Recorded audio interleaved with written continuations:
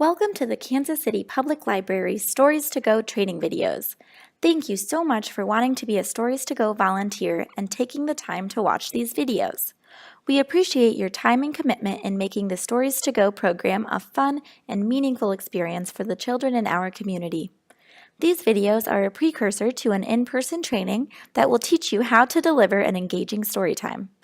In this video, we will discuss key concepts and issues related to literacy, the relationship between poverty and illiteracy, and the effects of the local and national education disparity.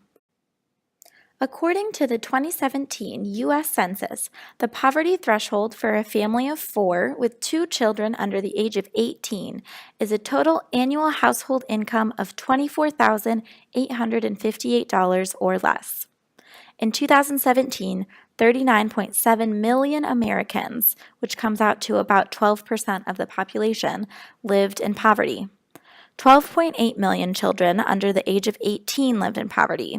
That's about 1 in every 6 American children living in poverty.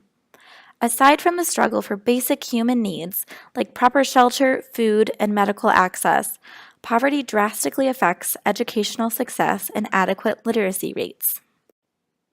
The basic definition of illiteracy is the inability to read or write. Functional illiteracy, however, goes beyond just reading and writing. Functional illiteracy is the inability to perform daily life tasks or work duties that require reading knowledge beyond a basic level. In a 2002 report conducted by the National Center for Education Statistics, 14% of American adults read below a basic level. Children with parents who have low literacy levels have a 72% chance to develop the lowest literacy levels themselves. Young children who are exposed to books and frequently read to at home are at an immense advantage when it comes to gaining early literacy skills and succeeding in school. In 2016, the National Center for Education Statistics found that only 70% of children between the age of 3 to 5 living in poverty were read to 3 or more times a week by a caretaker. On the other end of the spectrum, 90% of children in a household making $100,000 or more were read to 3 or more times a week. 70% of adults with low literacy skills are on welfare, and 43% of adults with the very lowest literacy levels live in poverty. Among the children who have parents with less than a high school degree, 82% live in a low-income household. It's incredibly important to expose children from low-income households to new words, books, songs, and concepts to promote early literacy skills they aren't able to receive at home. Your story times will do just that.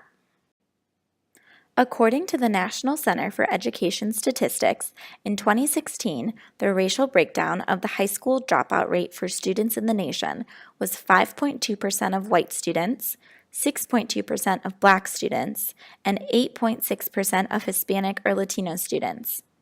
In 2014, the Department of Education, Office of Civil Rights Division, found that schools with predominantly Black or Hispanic students had newer, inexperienced teachers, had less, if any, gifted and advanced placement courses, were overcrowded in poorly maintained buildings, and lacked quality computers and technology necessary for proper learning.